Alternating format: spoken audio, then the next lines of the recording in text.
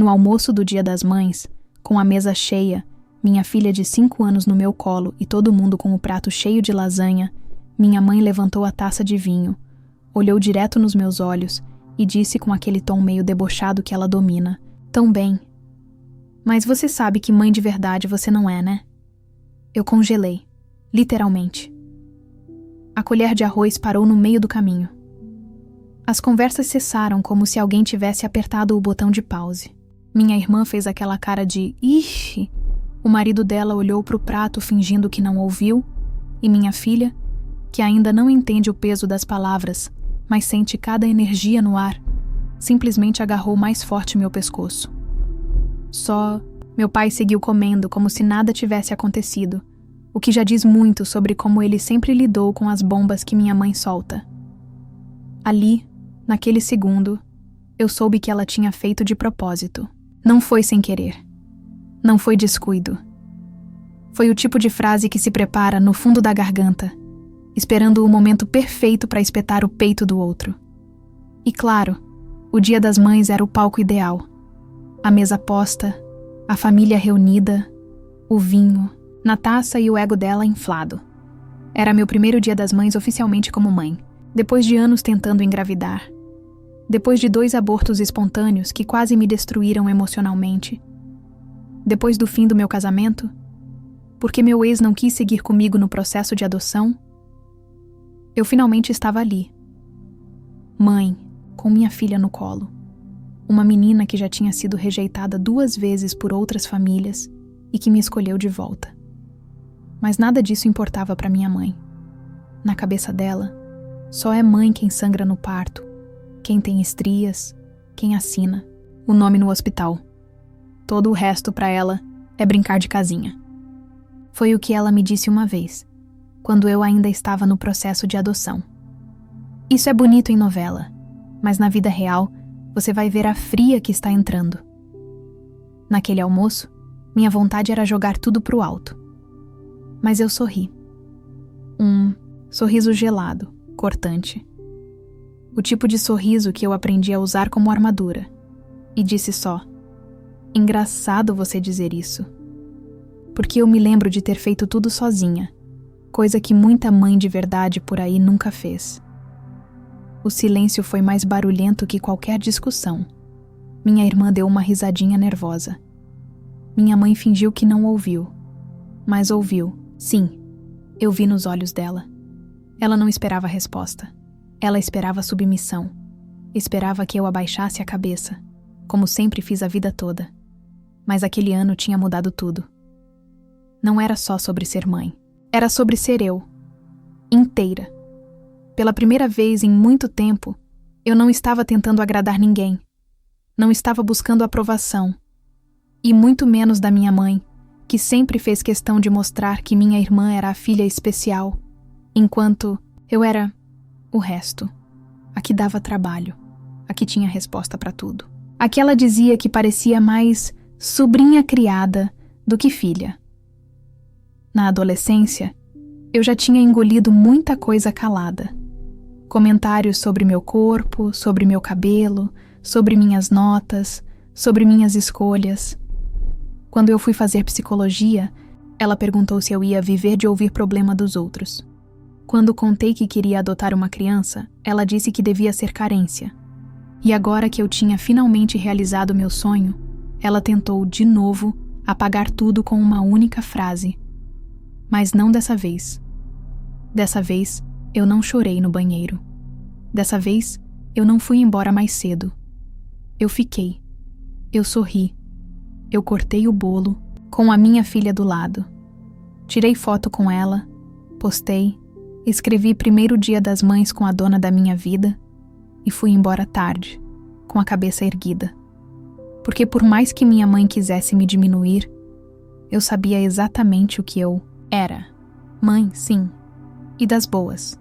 E se ela quisesse duvidar, o problema era dela. O coração da minha filha sabia. E isso bastava. A verdade é que minha mãe sempre teve uma relação estranha comigo. E quando eu digo estranha, não é aquela coisa de mãe durona, mãe antiga. Não. Era frieza mesmo. Desde pequena, eu sentia que ela me via como Um erro que ela não podia devolver. Como uma dívida que ela teve que aceitar pagar em silêncio. Meu nome nem era para ser o que é. Foi escolha do meu pai. Ela dizia que eu tinha cara de outra coisa, que não combinava com a família. Cresci ouvindo que eu era difícil, brava, mandona. Qualquer traço de personalidade era motivo para me podar. Enquanto minha irmã, 2 anos mais nova, era tratada como um bibelô. Aquela sim era a filha ideal, doce, calma, feminina, segundo minha mãe. Ela era a que ganhava roupas novas, a que recebia apoio nos trabalhos da escola, a que ouvia "você consegue mesmo" quando errava. Eu era a que já devia saber, a que tinha que dar exemplo, a que só era notada quando fazia algo que ela considerava errado. Teve uma vez, no ensino fundamental, que eu participei de uma feira de ciências com um projeto que ficou em 2º lugar da escola. Fiquei empolgada, levei o certificado para casa. Mostrei para minha mãe esperando um mínimo de orgulho. E sabe o que ela disse? 2º lugar não é primeiro. Devia ter se esforçado mais. Eu tinha 11 anos. Nunca esqueci.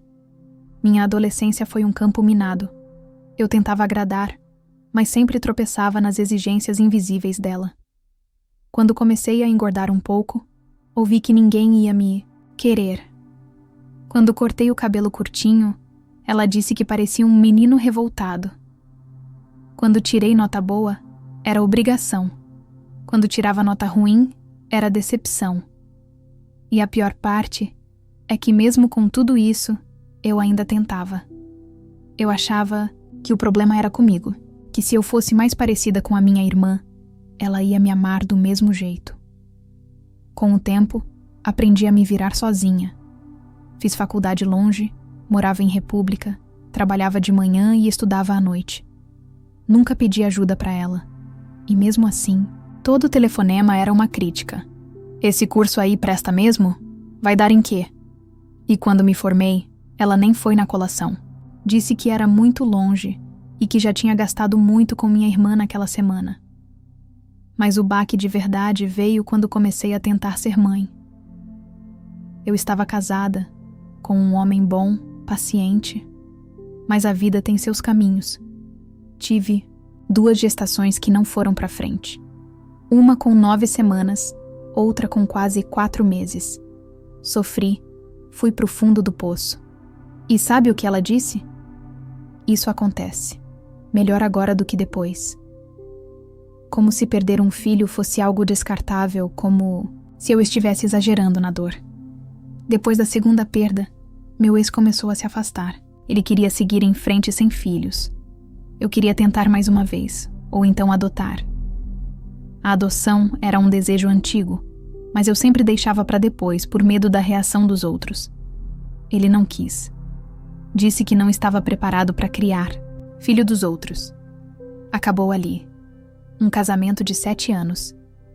Fim. Voltei para o meu apartamento. Recomecei do zero. E fui atrás do que eu queria. Ser mãe. De verdade. Com ou sem apoio. Comecei o processo de adoção sozinha. Passei por entrevistas que mexeram com todas as feridas da minha infância. Tive que provar para assistentes sociais que eu era capaz de amar. E em silêncio. Sem festa, sem apoio, sem confete de ninguém, conheci a Ana. Uma menina linda, com olhos tristes e um sorriso que parecia não saber se podia confiar. Quando ela me chamou de tia pela primeira vez, eu chorei escondida no carro. Quando ela me chamou de mamãe, uma semana depois, eu soube que tinha feito a coisa certa. E mesmo assim, minha mãe nunca perguntou nada. Nunca quis saber como era o quarto dela, o que ela gostava de comer, como foi o primeiro dia de escola. Tratava como se fosse uma visita. Como se Ana fosse uma filha de aluguel, que ia embora a qualquer momento. E aí, no Dia das Mães, ela jogou aquela frase. Como se estivesse tirando a dúvida de todo mundo. Como se ela fosse a guardiã do selo mãe original. E foi ali que eu percebi. Ela nunca me viu. Nunca me enxergou de verdade. E talvez nunca vá enxergar. Mas pela primeira vez, isso não me paralisava. Porque agora, Eu não precisava mais ser aceita por ela para me sentir inteira. Agora, eu tinha a Ana. E finalmente, eu estava fazendo algo por mim. Depois daquele Dia das Mães, as coisas só pioraram. Eu queria acreditar que ela tinha falado aquilo no impulso, num momento de crueldade disfarçada de sinceridade. Mas não. Era só o começo de uma nova fase. A fase em que minha mãe decidiu provar, a todo custo, que eu não era mãe de verdade.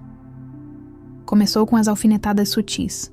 Ligava perguntando da Ana, mas usava sempre o tom errado. E aí, como tá a menininha? Como se ela não tivesse nome, como se fosse temporária. Quando aparecia na minha casa, raramente, aliás, levava presente só para minha irmã ou para os filhos dela. Nunca para Ana. Uma vez levou um brinquedo e disse: "É que sobrou do aniversário do seu primo, ela pode brincar um pouquinho." O brinquedo foi embora com ela no final do dia. Na escola da Ana teve um evento de família e cada criança podia levar alguém especial. A Ana quis levar a vovó. E eu, tentando mais uma vez costurar laços onde não existia pano, convidei minha mãe. Ela aceitou com aquele ar de sacrifício. Chegando lá, foi fria, ficou olhando o celular o tempo todo, e quando uma mãe perguntou se aquela era a avó da Ana, ela respondeu: "Sou mãe da mãe dela", sem sorrir, sem carinho, só aquilo. E eu sentia minha filha percebendo tudo. Sentia no jeito como ela se encolhia quando a minha mãe estava por perto. Sentia no olhar desconfiado, na dúvida constante. A Ana tinha medo de ser rejeitada de novo, mesmo sem entender que tipo de rejeição era essa. E eu me sentia uma criança, de novo, tentando agradar, tentando consertar o inquebrável. Tentando, como sempre, ser boa o suficiente para merecer o amor da minha mãe. Só que agora, não era só sobre mim. Agora, tinha outra criança no jogo. E eu não podia permitir que Ana crescesse sentindo o mesmo vazio que me habitou por tantos anos. Então comecei a impor limites. Primeiro, reduzi as visitas. Depois, parei de responder comentários venenosos com silêncio. Comecei a devolver. Sempre com calma. Mais firme, ela dizia: "Você tá muito sensível. Deve ser essa vida corrida com essa menina que não tem teu sangue." E eu respondia: "Melhor ter uma filha que não tem meu sangue do que ter uma mãe que nunca teve meu afeto." Com isso, ela foi ficando cada vez mais distante. Passou a se aproximar mais da minha irmã, como se fizesse questão de montar um teatro de família de verdade, onde eu não era convidada. Fotos nas redes sociais, festas, Natal, tudo girava em torno da família perfeita. E eu era a nota de rodapé quando aparecia. Chegou um ponto em que minha irmã me ligou, dizendo que a nossa mãe andava dizendo por aí que só tinha uma filha de verdade, que a outra tinha se perdido em ideias modernas. E aí ficou claro que não era só desprezo. Era sabotagem emocional. Era negação. Era um boicote ativo à minha existência como mãe. E mesmo assim, eu continuava tentando.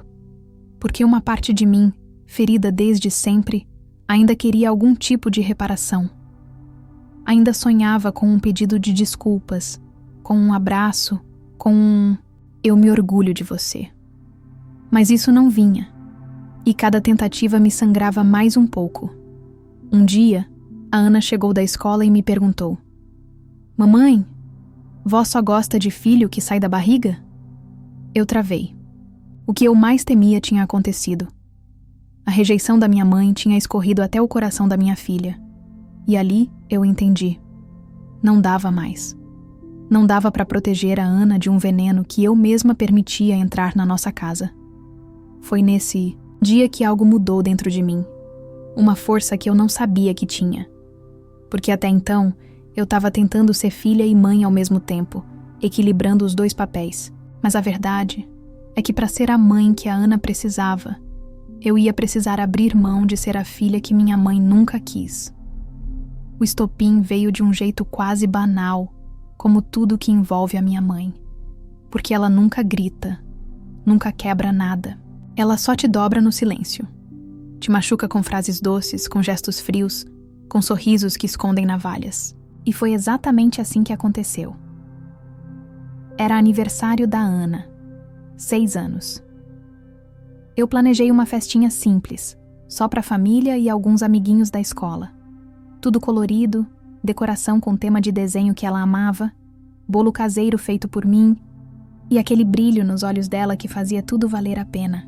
Convidei minha mãe, contra meu instinto, porque ainda havia uma parte de mim, teimosa, que queria que ela visse aquilo, que ela sentisse orgulho, que reconhecesse a família que eu construí com tanto amor, que olhasse para Ana como neta, como parte, como sangue do coração, mesmo que não fosse do corpo. Ela confirmou presença. Disse que ia passar para dar um beijo, que não podia demorar. Ok. Já era mais do que o esperado. Ana ficou animada. Passou a semana perguntando se a vovó ia mesmo. Separou um desenho que queria dar para ela. Ficou horas pintando, toda feliz. No dia da festa, minha mãe chegou com uma convidada. Uma prima distante da minha irmã, que Ana nunca viu na vida. Entrou com aquele jeito frio de sempre, falou um oi genérico e mal olhou para minha filha. Ficou na cozinha com minha irmã cochichando. Olhava em volta como se estivesse analisando um ambiente estranho, desconfortável. E quando Ana correu até ela para entregar o desenho, ela pegou como quem pega um panfleto na rua, disse: "Ah, que bonito, obrigada." E largou na mesa do canto, do lado de um copo de refrigerante. Ana ficou olhando. Eu vi o olhinho dela baixar, e eu senti aquilo como uma facada. Mas o pior ainda estava por vir. Quando fomos cortar o bolo, pedi para todo mundo vir para a sala. E alguém, não lembro quem, disse: "Vamos tirar foto com a vovó." Minha mãe riu, olhou para mim e falou alto, para todo mundo ouvir: "Ai, gente, nem força. Não precisa inventar. Eu sou mãe, não avó." Silêncio. Silêncio absoluto. Ana não entendeu, mas sentiu. Virou para mim e perguntou: "Por que a vovó falou isso?" Eu engoli em seco. Minha irmã tentou mudar de assunto. Meu cunhado mexeu no celular fingindo que não era com ele, e minha mãe simplesmente se afastou, como se tivesse dito a coisa mais natural do mundo. Naquele momento, alguma coisa em mim quebrou de vez. Um estalo interno. Um chega que não veio da boca, veio do corpo todo. Eu não chorei. Eu não gritei. Eu apenas olhei para ela com uma frieza que nunca pensei ser capaz de sentir e disse: "Você não precisa ficar. Pode ir, se quiser." Ela deu de ombros, pegou a bolsa e saiu. Depois que ela foi embora, eu me sentei no sofá e fiquei ali, com a Ana no colo, em silêncio, ouvindo o som das crianças brincando no quintal e sentindo o gosto amargo da verdade. Minha mãe não só não me reconhecia como mãe, ela estava disposta a machucar uma criança para provar isso. E isso, para mim, era imperdoável. Eu cresci implorando por amor, por migalhas de afeto, tentando me encaixar numa forma que nunca foi feita para mim. Mas a Ana não merecia isso. Ela não ia passar pelo que eu passei. Eu não ia permitir. Naquela noite, depois que todos foram embora, eu sentei na cama com minha filha dormindo do meu lado e escrevi uma mensagem longa. Sem xingamento, sem drama, só a verdade. A partir de hoje, você está fora da nossa vida. A Ana não precisa de uma avó que a envergonha. E eu não preciso mais ser filha de alguém que nunca me tratou como tal. Obrigada por tudo que me ensinou. Inclusive, o que eu nunca quero repetir com a minha filha. Bloqueei o número. Apaguei as redes. Cortei tudo. Não chorei. Não tremi. Só respirei fundo. E pela primeira vez me senti leve. Porque ali eu finalmente entendi. Nunca mais deixaria ninguém se aproveitar da minha necessidade de ser amada. Nunca mais daria espaço para quem só sabe machucar. E foi nessa dor que nasceu minha força. Não era mais só sobre ser mãe. Era sobre ser mulher. Inteira. Finalmente livre. Depois daquela noite, algo dentro de mim se reconfigurou. Como se eu tivesse reorganizado as gavetas da alma e jogado fora tudo que já não me servia. Eu não avisei ninguém. Não publiquei indiretas. Não fiz escândalo. Só sumi. Cortei o cordão umbilical invisível que me mantinha presa àquela mulher e a ilusão de que um dia ela fosse me ver com orgulho nos olhos. E nesse silêncio, eu floresci. A primeira coisa que fiz foi blindar a Ana. Conversei com a escola, pedi que qualquer evento de Dia da Família fosse comunicado diretamente a mim. Mandei uma carta sincera explicando nossa situação, não com tristeza, mas com firmeza. A diretora me ligou, emocionada, dizendo que a sensibilidade da minha carta tinha tocado todo o corpo docente. "Você é uma mãe brilhante", ela disse. E eu desliguei com o coração em paz, sabendo que a Ana estaria num ambiente que validava o amor que construímos. Em seguida, comecei a reconstruir meu entorno, porque por muito tempo eu me permiti conviver com quem não me reconhecia. Gente que entendia a postura da minha mãe, que dizia coisas como: "Ah, ela é da velha guarda. Ela te ama, só não sabe demonstrar." Chega. Amor que não se demonstra é ausência. E ausência eu já carreguei demais. Criei uma rede de apoio nova. Mães solo, mães adotivas, mães que, como eu, reescreveram suas histórias no braço.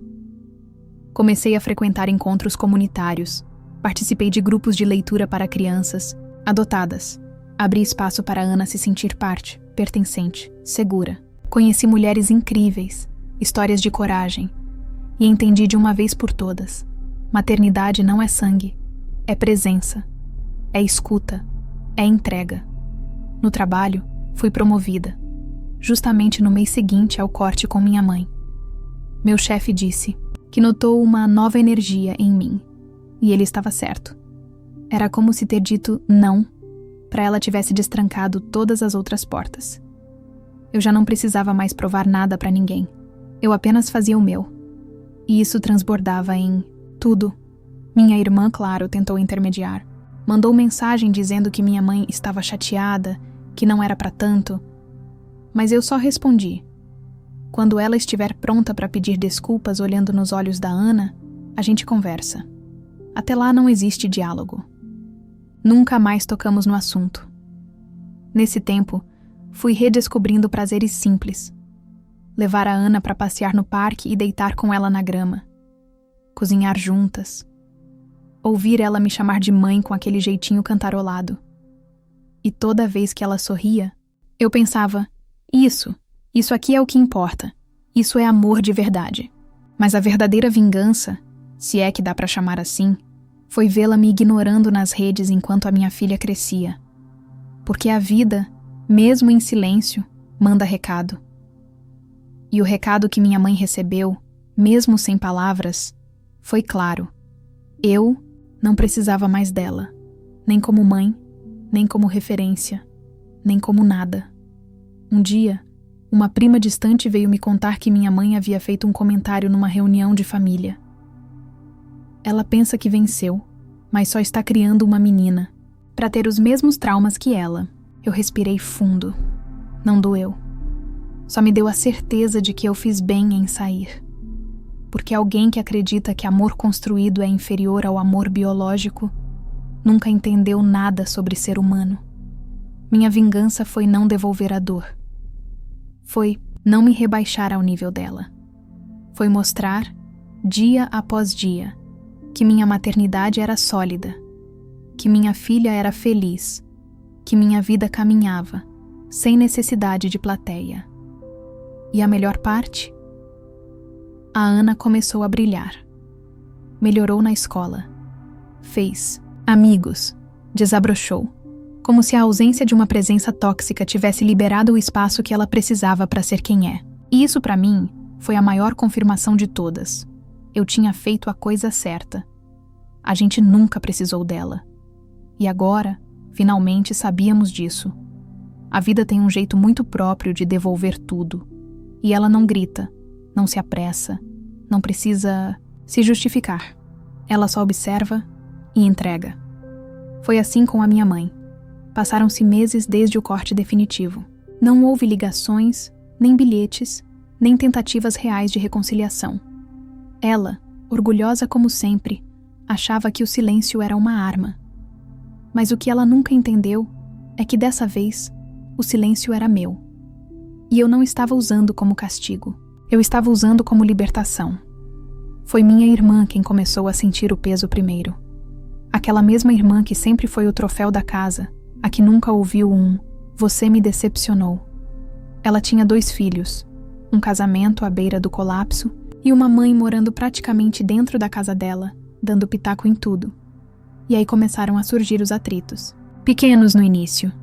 Críticas ao jeito que ela educava os meninos, comentários sobre a roupa das crianças, reclamações sobre o marido dela, e o que antes era conivência virou incômodo.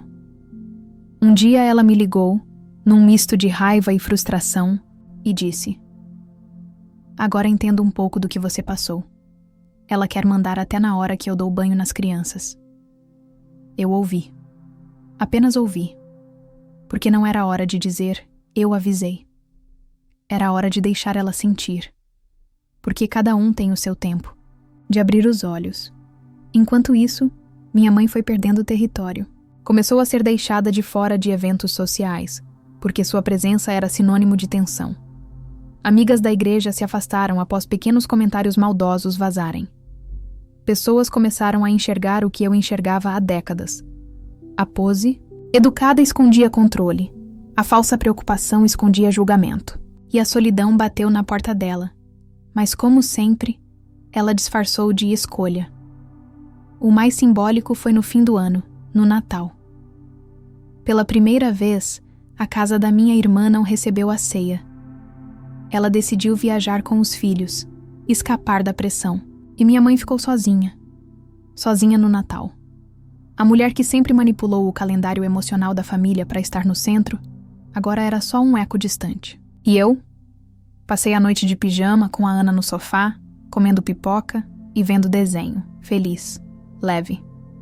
A paz que custou caro, mas chegou.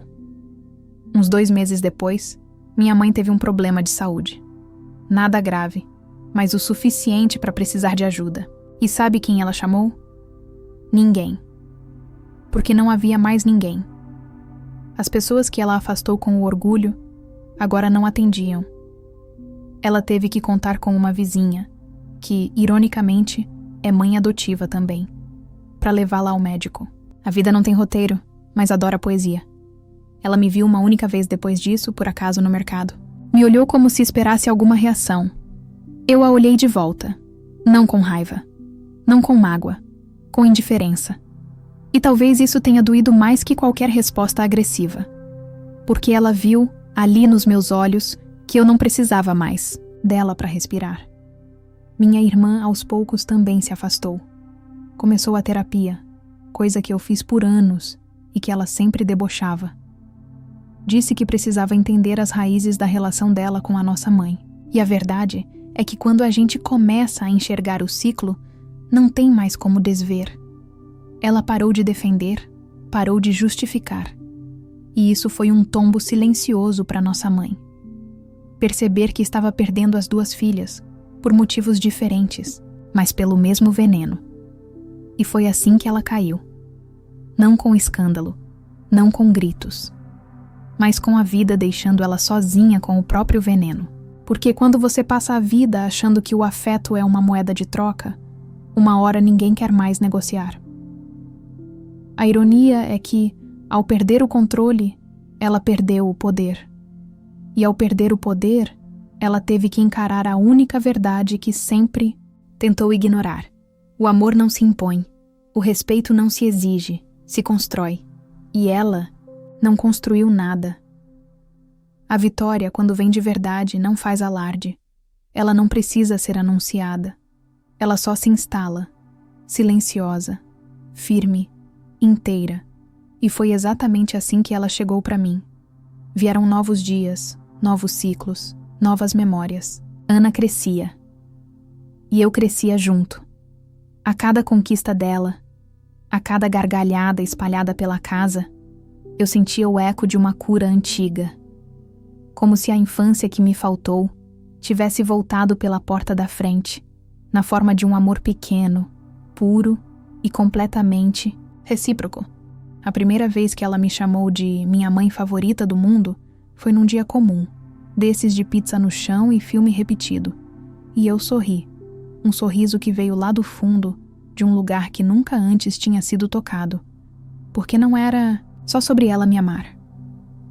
Era sobre eu finalmente acreditar que merecia ser amada assim, sem esforço, sem condição, só por ser quem sou.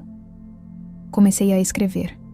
Um hábito antigo que eu tinha deixado de lado, engolido pelas dores e obrigações. Coloquei no papel tudo que não tive coragem de dizer em voz alta. Escrevi sobre maternidade, sobre rejeição, sobre recomeços. Postei alguns textos em grupos de apoio a mulheres. E, para minha surpresa, começaram a viralizar. Recebi mensagens de outras mães adotivas, de filhas invisíveis, de mulheres que tinham passado por traumas familiares parecidos. Gente dizendo: "Você contou minha história." E ali eu entendi que minha dor não era só minha, era coletiva. E que contar a minha história podia ser também uma forma de libertar outras. Comecei a dar palestras em ONGs e centros de apoio à adoção. Fui convidada para participar de um documentário. Ana foi comigo, de mão dada, olhando tudo com aquele olhar curioso que me desmontava. Um dia ela disse: "Mamãe, você ajuda as pessoas com suas palavras?" E eu respondi: "A gente tenta." E ela completou: "Então você é tipo uma heroína, né?" E eu sorri, porque, de certa forma, eu era mesmo. Sobrevivi a tudo sem virar pedra. Continuei acreditando no amor, mesmo quando ele só vinha com espinhos. Voltei a amar, inclusive. Conheci alguém. Um homem tranquilo, sensível, que não tentou me consertar. Ele me viu. E viu a Ana. E nos escolheu como um todo, sem querer apagar nada da nossa história. Construímos algo devagar, sem pressa, com presença, com verdade. E a Ana, como sempre, foi o termômetro. Quando ela disse: "Mamãe, ele pode ser tipo nosso amigo para sempre?" Eu soube que estava no caminho certo. A relação com minha irmã também se transformou. Sem a sombra da nossa mãe no meio, conseguimos nos encontrar como mulheres, como mães, como sobreviventes de uma infância desequilibrada. Ela me pediu desculpas um dia, com lágrimas nos olhos, dizendo que nunca tinha enxergado o quanto eu tinha sido deixada de lado. Eu só abracei. Não precisava de mais nada. Porque a gente não precisa de desculpas perfeitas. A gente precisa de verdades sentidas. E minha mãe continuou no mundo dela, sozinha, murada, amargando o silêncio que ela mesma construiu. Ela até tentou se reaproximar uma vez, mandando uma mensagem vaga, falando de saudade. Mas não mencionou a Ana. Não pediu desculpas, não reconheceu nada. Era só o velho teatro tentando chamar de volta a plateia. E eu não comprei ingresso. Só li, respirei e deixei no vácuo. Não por rancor, mas por preservação. Porque perdoar é diferente de permitir. E eu podia perdoar sem permitir que ela voltasse a ferir o que levei tanto tempo para reconstruir. Hoje, quando olho para Ana brincando, lendo, fazendo planos para o futuro, eu vejo mais que uma criança feliz. Eu vejo uma linhagem que se quebrou, um ciclo que foi interrompido, uma história reescrita com esforço, dor, mas também com imenso orgulho.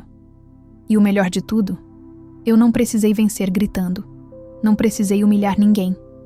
Só precisei me afastar, me curar e seguir. Porque às vezes, a maior vingança é simplesmente viver bem, viver com leveza, com afeto, com paz. E finalmente eu podia dizer: eu só fiz o que tinha que fazer. Essa foi a história de uma mulher que ouviu a vida inteira que nunca seria boa o bastante, e mesmo assim, decidiu ser tudo aquilo que ninguém foi para ela. Ela não precisou do sangue para ser mãe. Precisou de coragem, de empatia, de amor real.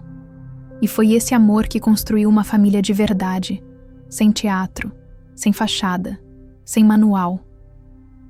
Se você também já foi invisível dentro da própria casa, se já teve que lutar contra o julgamento, até de quem devia te proteger, se já quebrou um ciclo com as próprias mãos, sabendo que era a única saída para não enlouquecer, comenta aqui embaixo, conta pra gente, porque essas histórias são suas também.